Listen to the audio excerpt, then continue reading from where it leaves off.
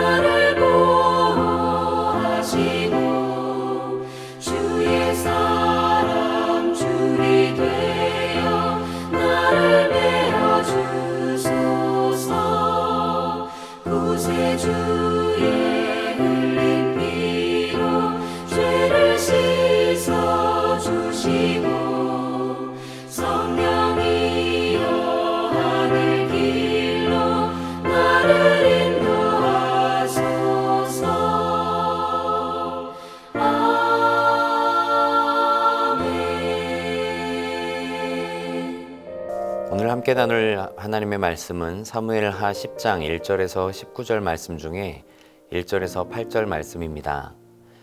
그 후에 암몬 자손의 왕이 죽고 그의 아들 한운이 대신하여 왕이 되니 다윗이 이르되 내가 나하스의 아들 한운에게 은총을 베풀되 그의 아버지가 내게 은총을 베푼 것 같이 하리라 하고 다윗이 그의 신하들을 보내 그의 아버지를 조상하라 하니라. 다윗의 신하들이 암몬 자손의 땅에 이르매 암몬 자손의 관리들이 그들의 주 한운에게 말하되 왕은 다윗이 조객을 당신에게 보낸 것이 왕의 아버지를 공경함인 줄로 여기시나이까. 다윗이 그의 신하들을 당신에게 보내 이 성을 엿보고 탐지하여 함락시키고자 함이 아니니까 하니 이에 한운이 다윗의 신하들을 잡아 그들의 수염 절반을 깎고 그들의 의복의 중동 볼기까지 자르고 돌려보내매 사람들이 이 일을 다윗에게 알리니라. 그 사람들이 크게 부끄러워하므로 왕이 그들을 맞으려 보내 이르기를 너희는 수염이 자라기까지 여리고에서 머물다가 돌아오라 하니라. 암몬 자손들이 자기들이 다윗에게 미움이 된 줄 알고 암몬 자손들이 사람을 보내 벤롭 아람 사람과 소바 아람 사람의 보병 2만 명과 마아가 왕과 그의 사람 1,000명과 돕 사람 12,000명을 고용한지라. 다윗이 듣고 요압과 용사의 온 무리를 보내매 암몬 자손은 나와서 성문 어기외에 진을 쳤고 소바와 르옵 아람 사람과 돕과 마아가 사람들은 따로 들에 있더라. 아멘. 하나님의 은혜와 평강이 사랑하는 성도 여러분들 가운데 함께하기를 축복합니다. 사자성어 가운데 결초보은이라는 말이 있습니다. 은혜 입은 것을 죽어서도 갚는다는 말이죠. 그와 반대의 사자성어로는 배은망덕이라는 말이 있습니다. 은혜를 잊고 또 받은 은혜를 원수로 되갚는다는 뜻이죠. 사무엘하 9장은 다윗이 사울 가족의 남은 자를 찾아서 호의를 베풀기를 원하는 그런 대목을 다루고 있습니다. 요나단의 아들 무비보셋을 찾게 되죠. 무비보셋은 두 발을 저는 장애를 가지고 있는 사람이었습니다. 블레셋과의 전쟁에서 사울과 요나단이 죽자 유모가 그를 데리고 피신하다가 그만 떨어뜨리는 바람에 두 발을 다 절게 되었습니다.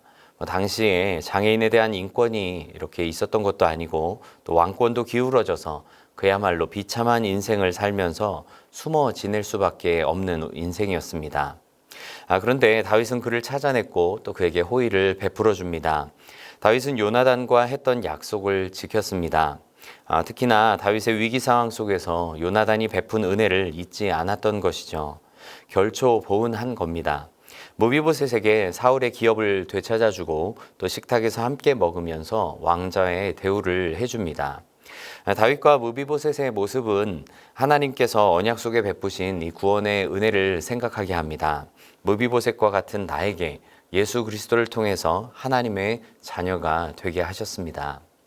그런데 9장과는 정반대로 10장에서는 다윗이 호의를 베풀고자 해도 그 호의를 호의로 받아들이지 못한 사람들이 등장합니다. 바로 암몬 자손 사람들입니다. 이들은 구원받지 못한 사람들의 예표라 할 수 있습니다. 다윗은 주변 국가들을 점령하면서 세력을 확장해 갔지만 주변 국가들과의 관계에 신중을 기했습니다. 1절 2절 말씀을 보면 그 후에라고 말씀하는데 이 그 후에라는 말은 이 사울 집안의 남은 자손 요나단의 아들 무비보셋의 이 복귀 사건 이후를 말합니다. 그러니까 두 사건이 연장선상 가운데 있다는 것을 말씀하는 것이죠. 암몬 자손의 왕이 죽었습니다. 그의 아들 한운이 이어서 왕이 되었습니다. 다윗은 한운의 아버지 나하스의 죽음을 애도하기 위해서 조문단을 꾸려서 보냈죠. 오늘 말씀을 보면 은총을 베풀다라는 말이 계속해서 반복되는 것을 봅니다. 2절에 내가 나하스의 아들 한운에게 은총을 베풀되라고 말씀합니다. 또 그의 아버지가 내게 은총을 베푼 것 같이 하리라 라고 말하죠. 그런데 이처럼 은총을 베푼다라는 표현은 앞선 9장에서 무비보셋에게도 사용했던 표현입니다. 사무엘하 9장 7절 말씀을 보면 다윗이 그에게 이르되 무서워하지 말라 내가 반드시 내 아버지 요나단으로 말미암아 내게 은총을 베풀리라 라고 말씀하시거든요. 사실 암몬과 또 이스라엘 백성들은 먼 친척 관계입니다. 아브라함의 조카 롯의 후손들이 바로 이 암몬 자손들이죠. 출애굽 당시에 하나님께서는 암몬 자손들과 다투지 말라고 말씀하십니다. 그렇지만 암몬과 이스라엘은 계속해서 적대적인 관계에 놓입니다. 이스라엘이 가나안 땅을 차지하는 과정 속에서도 이들은 걸림돌이었고요. 또 포로 후기에 귀환한 이스라엘 백성들에게도 이 암몬 자손들이 방해했던 것을 보면 결코 가까워지기 쉽지 않은 사람들이라는 것을 알 수 있습니다. 오늘 본문을 토대로 다윗 왕과 암몬의 그 나하스 왕 때에 잠시 우호적인 관계가 있었다는 것을 알 수 있습니다. 그렇지만 그것도 잠시뿐이었죠. 나하스의 죽음을 애도하기 위해서 다윗이 보낸 조문단을 보고 나하스의 아들 한운과 그의 신하들은 오히려 이것을 적대적으로 받아들이고 말았습니다. 호의를 베풀고자 했던 이 다윗의 의도를 받아들이지 못하고 반대로 다윗이 보낸 조문단에게 수치심을 안겨주고 또 돌아가게 만들어버렸습니다. 배은망덕한 이들은 결국 일이 걷잡을 수 없이 커지는 결과를 초래하게 되고 말았죠. 오늘 본문을 통해서 우리가 살펴보아야 할 하나님의 중요한 뜻은 무엇일까요? 먼저는 쉽게 다른 사람을 판단하지 않아야 한다는 것입니다. 암몬왕 나하스의 조문을 온 다윗의 신하들은 순수하게 나하스의 조문을 목적으로 한 것이었습니다. 다윗은 이들에게 은총을 베풀고자 했습니다. 왜냐하면 나하스 때 받은 은총이 있었기 때문입니다. 다윗이 암몬에게 보인 이러한 자세 정말 대단하죠. 사울 왕의 죽음 앞에서나 또 다윗에게 반기를 들었던 사울의 아들 이스보셋의 경우 이들이 죽었을 때 다윗은 어떻게 합니까? 함부로 경거망동하지 않습니다. 근데 반대로 나하스의 아들 한운과 그의 신하들을 보십시오. 다윗이 이런 선한 목적과 의도를 가지고 다가왔지만 잘못 판단했습니다. 3절 말씀을 보면 이런 상황을 잘 알 수 있습니다. 암몬 자손의 관리들이 그들의 주 한운에게 말하되 왕은 다윗이 조객을 당신에게 보낸 것이 왕의 아버지를 공경함인 줄로 여기시나이까 다윗이 그의 신하들을 당신에게 보내 이 성을 엿보고 또 탐지하여 함락시키고자 함이 아니니까 라고 말합니다. 다윗의 호의를 그릇 판단하고 오해한 이 일은 끔찍한 결과를 초래하고 말았습니다. 성경을 보면 이 모세가 구스 여인을 아내로 맞이한 일을 보고 그의 형 아론과 또 누이 미리암이 모세를 함부로 판단하고 정죄하죠. 하나님께서 이방 여인과 결혼하지 말라고 말씀하신 것은 지금 이 모세의 경우와는 좀 다른 케이스고 또 모세가 잘못했으면 당연히 하나님께서 책망하실 일이었습니다. 하나님께서는 아론과 미리암의 잘못된 판단 또 모세를 비방한 이 일을 크게 책망하고 벌하셨습니다. 가나안 땅 입성한 이스라엘 백성들 요단 동편 지역 사람들이 요단 강 언덕가에 제단을 세웠다는 소식을 듣습니다. 자초지종 다 들어보지도 않고 동편 사람들 함부로 판단하죠. 그것은 제사나 다른 번제를 드리려고 한 것이 아니었습니다. 후대 자손들이 요단 동편 지역 사람들도 하나님 경외하는 백성임을 알게 하기 위한 증거로 세운 것이었습니다. 근데 여러분 우리는 이처럼 상대방의 말과 행동을 보고 잘 알지도 못하면서 내 방식대로 쉽게 판단해 버리는 경우가 얼마나 많은지 모릅니다. 상대방의 의도와 진심을 확인하지도 않습니다. 또 상대방이 아무리 진심으로 대하려고 해도 그것을 다른 의도가 있는 것으로 받아들이고 또 오해하는 경우가 참 많습니다. 우리는 우리 주변의 사람들과의 관계 속에서 어떤 모습을 가지고 살고 있습니까? 쉽게 사람 언행을 판단하지 않고 늘 진심으로 대할 줄 아는 너그러운 마음을 가진 성도가 되어야 합니다. 주변 이웃들에게 그리스도인으로서의 아름다운 이 삶의 모습을 보여줄 수 있는 우리 모두가 되어야 합니다. 두 번째로 다른 사람의 인격을 우리는 존중할 수 있어야 합니다. 암몬 자손의 결정적인 잘못은 이것이었습니다. 그것은 다윗 편의 신하들에게 수치심까지 안겨 돌려보냈다는 것이죠. 4절 이하의 말씀을 함께 봅시다. 이에 한운이 다윗의 신하들을 잡아 그들의 수염 절반을 깎고 그들의 의복의 중동 볼기까지 자르고 돌려보내매 라고 말씀합니다. 근동 지역에서 남자의 이 수염은 남성스러움의 상징과도 마찬가지죠. 수염을 잘랐다는 것은 그만큼 큰 수치를 가져다 준 것입니다. 그뿐만이 아닙니다. 조문 4절단의 의복을 하체가 드러나도록 잘라버리고 말았습니다. 이것은 명백히 다윗에 대한 도발이었습니다. 여러분 근데 반면 다윗은 이들이 돌아올 때 어떠했습니까? 신하들을 맞아들입니다. 그리고 수염이 자라기까지 여리고에 머물다가 오도록 배려해 줍니다. 이들의 부끄러움과 수치심을 감싸줍니다. 여러분 우리가 가만히 보면 다른 사람의 인격을 어떻게 대하는가를 보면 그 사람이 어떤 사람인지도 알 수 있다는 것이죠. 특히나 약자에 대해서 함부로 하는 사람들 어떻습니까? 그것은 자기 인격에 대한 수준을 드러내는 행위나 마찬가지입니다. 황금률이라고 불리는 중요한 성경 구절이 있습니다. 마태복음 7장 12절 말씀이죠. 예수님은 이 제자들에게 무엇이라고 말씀하십니까? 그러므로 무엇이든지 남에게 대접받고자 하는 대로 너희도 남을 대접하라 라고 말씀합니다.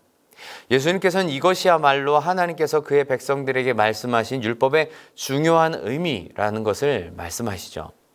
내가 나를 사랑하고 아끼고 존중받기를 원한다면 다른 사람에게도 그렇게 대하는 것이 좋은 관계를 이루는 데 아주 중요한 요소입니다. 다른 사람의 인격의 소중함을 지켜주고 또 존중의 태도를 가지고 대하는 가운데 하나님의 영광을 드러낼 수 있는 우리 될 수 있기를 간절히 바랍니다. 세 번째로 우리는 문제를 일으키는 또 키우는 사람이 되어서는 안 됩니다. 6절 말씀을 보면 자기들이 다윗에게 미움이 된 줄 알고 라고 말합니다. 암몬 자손의 잘못이 무엇이었을까요? 일이 이 지경이 되었으면 어떻게 해야 됐을까요? 다윗을 찾아가서 용서를 구해야 했을 것입니다. 그런데 그렇게 하지 않습니다. 오히려 사람들을 용병으로 고용해서 다윗을 대적하려고 했습니다. 결국 다윗은 이들과 전쟁할 수밖에 없었고 암몬은 다윗의 손에 크게 패하고 말았습니다. 10장의 마지막 부분 18절과 19절 말씀을 보면 아람 사람들이 이스라엘 앞에서 도망하고 그들을 도왔던 왕들이 오히려 이스라엘과 화친하고 또 이 일로 인해서 두려워한 아람 사람들이 다시는 암몬 자손과 이렇게 손을 잡지 않게 되었다고 말씀합니다. 하나님께서는 우리를 그리스도 안에서 화평하게 하는 자로 부르셨습니다. 나와 내 주변의 관계에서 트러블 메이커, 즉 문제를 일으키고 키우는 사람이 아니라 피스메이커, 서로 화평하게 하고 문제를 해결해주고 또 관계를 회복시켜주는 사람으로 부르셨다는 말입니다. 마태복음 5장 9절은 예수님께서 이렇게 말씀합니다. 화평하게 하는 자는 복이 있나니 그들이 하나님의 아들이라 일컬음을 받을 것이다 라고 말씀하시죠. 내가 있는 공동체에서 나는 문제를 키우는 사람입니까? 아니면 서로 간의 문제를 해결해주고 갈등을 해소시켜주는 일에 쓰임받고 있는 사람입니까? 우리 모두 세상 속에서 화평하게 하는 자로서 쓰임받는 은혜가 있기를 간절히 바랍니다. 하나님의 뜻을 구하면서 적대적인 관계에 있는 이런 사람에게조차 호의를 베푼 다윗과 또 이것을 오해하고 또 곡해하고 오히려 문제를 일으키고 마는 암몬 자손이 얼마나 비교됩니까? 하나님께서는 우리가 세상 속에서 어떤 사람으로 살기를 원하실까요? 쉽게 다른 사람 판단하지 않아야 합니다. 타인의 인격도 소중히 여기고 존중해야 합니다. 또 문제를 키우는 자가 아닌 문제를 해결하고 화평을 이루게 하는 자로서 서야 합니다. 더구나 하나님의 크신 은혜를 기억하고 우리가 받은 은혜를 베풀 줄 아는 것, 또 하나님의 은혜의 이 부름을 귀하게 여기고 하나님을 따르는 믿음의 모습이 우리에게도 있기를 주님의 이름으로 간절히 축원합니다. 함께 기도하겠습니다. 하나님 아버지, 오늘도 새로운 하루를 선물로 주시고 하나님과 동행하며 하루를 시작하게 하심을 감사합니다. 오늘도 주신 말씀을 붙잡으며 우리가 대하는 많은 사람들에게 그리스도의 선한 영향력을 나타내며 살게 하여 주시옵소서. 받은 은혜의 나눔이 있게 하여 주시고 그리스도인으로서 아름다운 인격의 향기를 뿜어내며 세상 속의 소금과 빛으로서의 사명을 잘 감당하는 하루 되게 하여 주시옵소서. 어려운 관계의 문제를 만난 이들을 도와주시고 또 지혜 주셔서 하나님의 방법대로 풀어가며 또 원만하게 해결되는 은혜도 허락하여 주시옵소서. 오늘 하루도 성령 하나님과 동행하며 또 하나님의 뜻을 구하며 찾고 두드리는 가운데 응답받게 하여 주시옵소서. 감사드리며 예수님 이름으로 기도드립니다. 아멘.